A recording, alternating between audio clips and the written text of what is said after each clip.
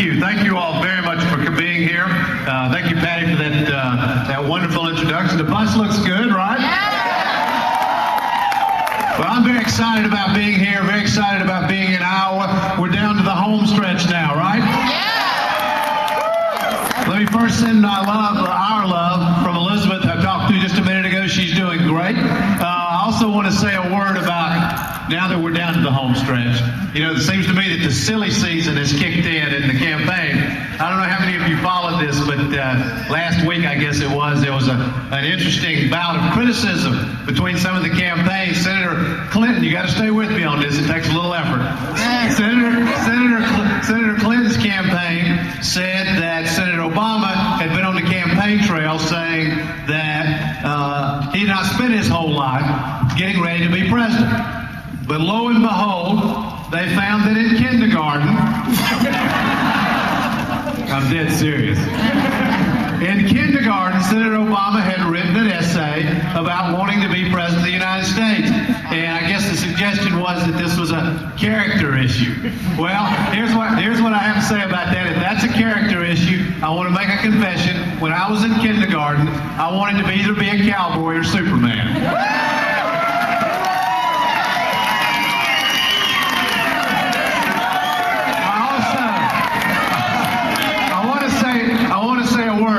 To the Iowa Caucus goers, because this caucus is so enormously important for the future of America. You know, you look at what has happened over the last 7 years. George Bush has destroyed the trust relationship between America and the President of the United States. And he has destroyed the trust relationship between the President of the United States and the rest of the world. And that is why it is so important for caucus goers here in Iowa. You're going to be in a different place than most of America. Most of America will see the presidential candidates in 30, 60-second sound bites on television. Not in Iowa. The caucus goers, you're going to see us up close. We're going to have to answer your questions. We're going to be looking you in the eye. I've now been in every one of the 99 counties this time. I was in every one of the 99 counties last time. And what I ask caucus goers here in Iowa to do on behalf of our country is to make sure you caucus for somebody who can restore that trust relationship. Somebody who you believe is honest, who is sincere, who is trustworthy, because you're going to be in a place to evaluate that most of America is not. And in so many ways, you are the guardians of what kind of human being we'll have as the next president of the United States. And so, not on my behalf, but on behalf of our country, I ask you to judge us, every one of us, up or down, because we must have a president of the United States that can restore trust between the American people and the president, and between the president.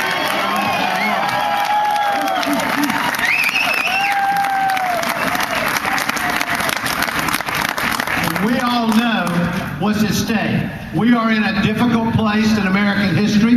The question is, with all these great challenges we face, are we going to be looking for careful, caution, political calculation? Or are we going to be looking for bold, strong, specific leadership for the United States of America?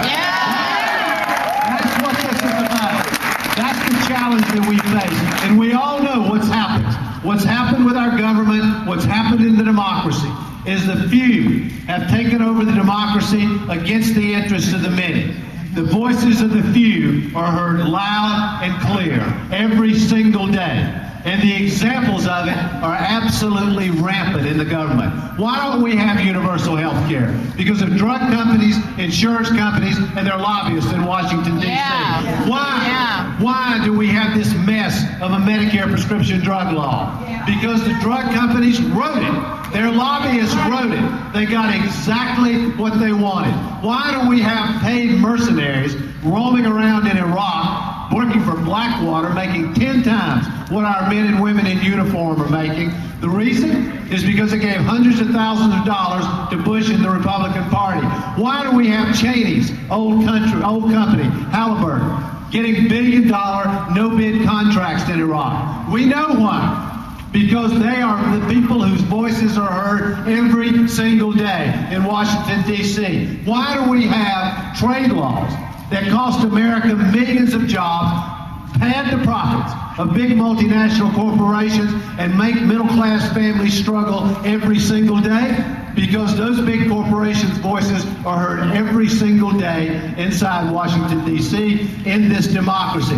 Brothers and sisters, it is time to take this democracy back. Yeah. That's what this election is about. And if you want to know what's at stake, let me tell you what's at stake. I met a man a few months ago whose name was James Lowe. James Lowe was 51 years old, 3 years younger than me. James lived in the Appalachian Mountains. He was born with a cleft palate. Because he had a cleft palate, he couldn't speak. And from the time he was very young, this was completely fixable. He could get an operation to fix it. The problem was, James had no health care coverage. Therefore, he couldn't get it fixed.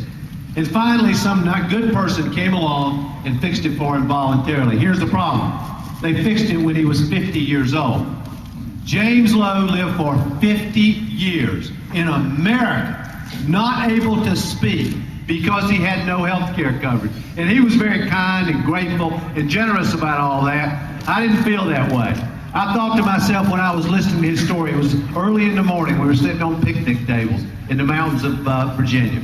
I was listening to his story and I thought to myself, how long are we going to let drug companies, insurance companies, and their lobbyists run this country? America belongs to us.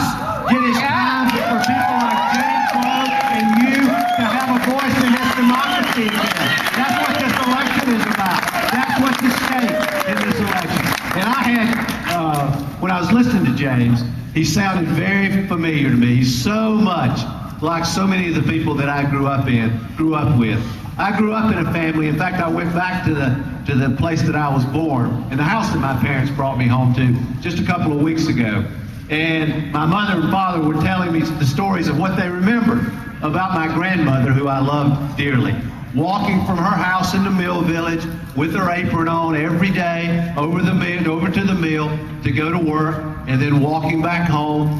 And my grandfather, who was partially paralyzed and had to sort of drag one of his legs to move, dragging himself from that house all the way to the mill every day to work, to doff cloth, take big rolls of cloth off the looms. This was what they did every single day. Why did they do it? They did it so that their kids and their grandkids could have a better life. My father went to work for 37 years in the mills, 5-6 days a week, every single day. Why did he do it? He did it so his children could have a better life.